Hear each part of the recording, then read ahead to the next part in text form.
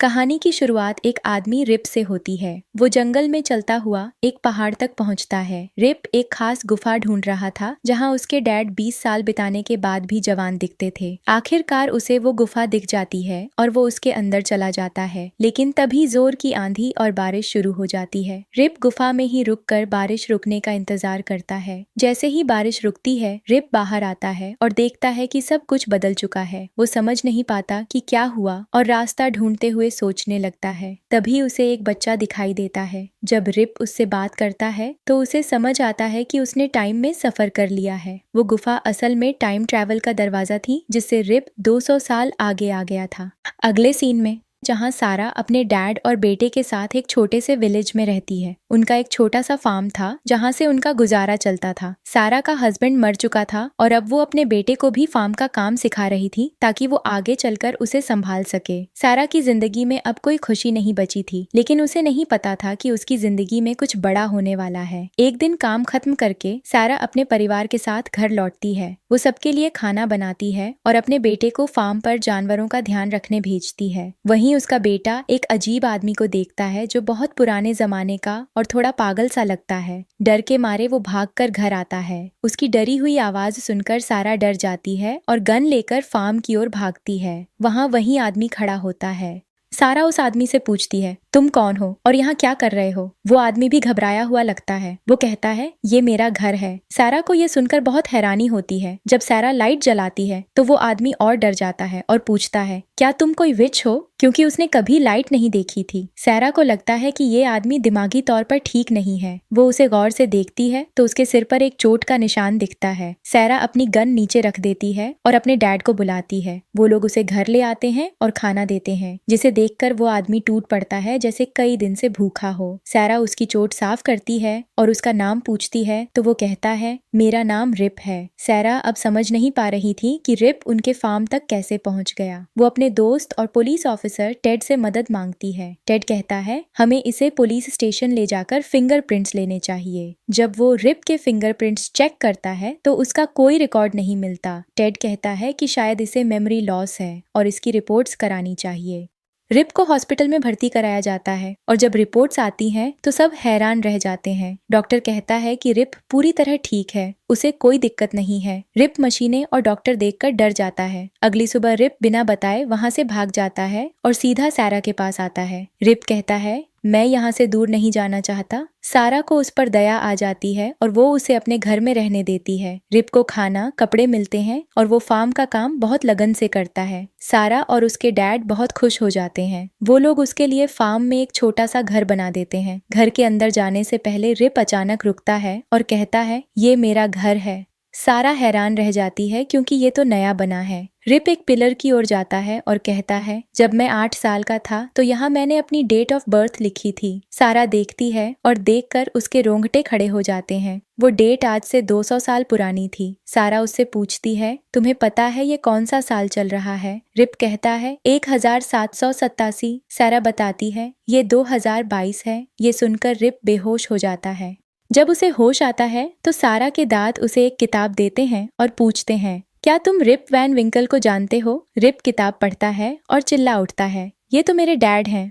सारा को अब भी यकीन नहीं आता। वो कहती है कि ये सब एक फिक्शनल स्टोरी है, लेकिन रिप अपनी बात पर अड़ा रहता है। रिप बताता है कि उसके डैड बहुत साल पहले जंगल गए थे और 20 साल बाद लौटे तो एक जैसे ही दिखते थे। रिप भी उसी गुफा में गया और वहीं उसके साथ भी हुआ। अब सारा फिर से रिप की रिपोर्ट्स करवाने की सोचती है ताकि साफ हो सके कि वो जो कह रहा है वो सच है या सिर्फ उसकी कल्पना। इस बीच रिप सारा के फैमिली के साथ बहुत घुल मिल गया था। वो सारा के बेटे के बहुत करीब हो गया था, यहाँ तक कि बच्चा अपने डैड को याद भी नहीं करता। रिप सारा की कम्युनिटी के लिए भी बहुत मेहनत करता है। वो अपने फार्म की फसल खुद बेचता है और लोग उससे बहुत प्रभावित होते हैं। सारा की जिंदगी में बहुत सालों बाद कोई खुशी आई थी। रिप अब उनके परिवार का हिस्सा बन चुका था। सारा को चेकअप के लिए न्यूयॉर्क जाना था। वो रिप को भी अपने साथ ले जाती है। रिप वहाँ की बड़ी बड़ी बिल्डिंग्स को देखकर बहुत हैरान हो जाता है। उसे यकीन नहीं होता कि 200 सालों में दुनिया ने इतनी तरक्की कर ली है। रिप का पूरा मेडिकल टेस्ट होता है जिसमें उसके पूरे शरीर की जांच होती है। उसका दिमाग भी प्रॉपरली चेक किया जाता है और उसे हिप्नोटाइज करके कुछ सवालों के जवाब पूछे जाते हैं। रिप वैसे ही जवाब देता है जैसे होश में देता था, इसलिए सबको विश्वास होने लगता है कि वो झूठ नहीं बोल रहा। रिप के शरीर से एक गोली मिलती है। जब उसे वो गोली दिखाई जाती है तो रिप बताता है कि ये उसे युद्ध वॉर में लगी थी। उस गोली पर रिसर्च की जाती है और डॉक्टर्स को पता चलता है कि ये वही पुरानी गोली है जिस समय की बात रिप कर रहा था। ये सब बातें साबित करती हैं कि रिप की कहानी सच है। सैरा ये सब सुनकर और ज्यादा कंफ्यूज्ड हो जाती है। फिर वो रिप को एक फिजिक्स के प्रोफेसर से मिलवाती है। प्रोफेसर रिप की पूरी बात सुनता है और कहता है कि जब भी कहीं तेज तूफान आता है तो वहाँ के कुछ एलिमेंट्स मिलकर एक पोर्टल बना देते हैं, जिससे वक्त में सफर, टाइम ट्रैवल मुमकिन होता है। प्रोफेसर सैरा से कहता है कि हो सकता है जब तुमने रिप को देखा था उसी वक्त तुमने उस पोर्टल को छेड़ दिया हो और रिप वहीं फंस गया हो। सैरा ये सब सुनकर डिसाइड करती है कि अगली बार जब तूफान आएगा तो वो रिप का पुराना घर ढूंढेगी और उसी के जरिए रिप को वापस उसके टाइम में भेजा जाएगा। अब वे लोग तूफान का इंतजार कर रहे थे। इस बीच सैरा और रिप एक दूसरे के करीब आते जा रहे थे। सैरा अब रिप के जाने की बात सोचकर ही दुखी हो जाती थी। रिप भी सैरा को थैंक यू कहता है क्योंकि सैरा की वजह से ही उसे पता चला कि वो कौन है और कहाँ आ गया है।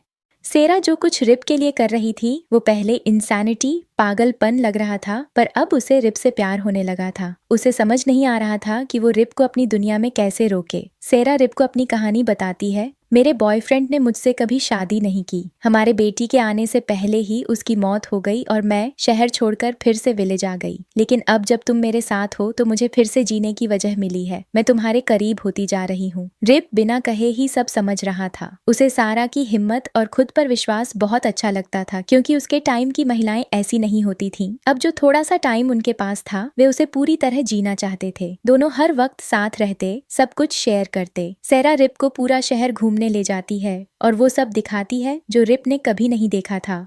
सैरा डिसाइड करती है कि रिप के जाने से पहले एक पार्टी रखेगी। वो पूरे विलेज को इनवाइट करती है। सब लोग उनके रिश्ते को जानते थे, इसलिए पार्टी में उन्हें साथ देखकर सब खुश थे। लेकिन टेड जो सैरा को पसंद करता था, रिप को उसके करीब देखकर दुखी हो जाता है। पार्टी में सैरा और रिप साथ डांस करते हैं और बहुत खुश होते हैं। टेड उन्हें देखकर जलने लगता है और फिर उनके पीछे पीछे जाता है। उसी रात जब रिप अपने घर जाता है, सैरा भी उसके पीछे आती है और उसे किस करके अपना प्यार जाहिर कर देती है। ये सब देखकर टेड गुस्से से पागल हो जाता है। सैरा के जाने के बाद वो रिप के घर आता है और कहता है, तुम्हारी वजह से पूरा विलेज तुम्हारी और सैरा की बातें कर रहा है। तुम्हारी झूठी कहानी से तुमने उसे अपने जाल में फंसा लिया है। टेड कहता है, अगर तुम्हें सच में उसकी फिक्र है तो उसकी जिंदगी से निकल जाओ।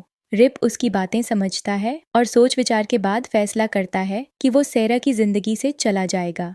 अगली सुबह सारा के दाद उसे रिप का लेटर देते हैं जो उसने जाने से पहले उनके नाम लिखा था। ये जानकर सारा बहुत दुखी हो जाती है। उसे एहसास होता है कि अब वो रिप के बिना नहीं रह सकती। तभी मौसम बहुत खराब हो जाता है। काले बादल छा जाते हैं। सारा और उसके डैड रिप को ढूंढने निकलते हैं क्योंकि उसे लगा कि रिप अब उस तूफान में ही चला जाएगा। लेकिन तभी सारा के बेटे की तबीयत खराब हो जाती है तो उसके डैड उसे लेकर वापस चले जाते हैं। सारा अकेली ही रिप की तलाश जारी रखती है। अंत में वो एक गुफा में रिप को ढूंढ लेती है। रिप चुपचाप बैठा होता है, वापस अपनी दुनिया में जाने के इंतजार में। सारा गुस्से में कहती है, तुम हमें कैसे छोड़ सकते हो। रिप सब सच बताता है कि टेड ने उसे कहा था कि वो एक मुसीबत है और सबकी जिंदगी खराब कर रहा है।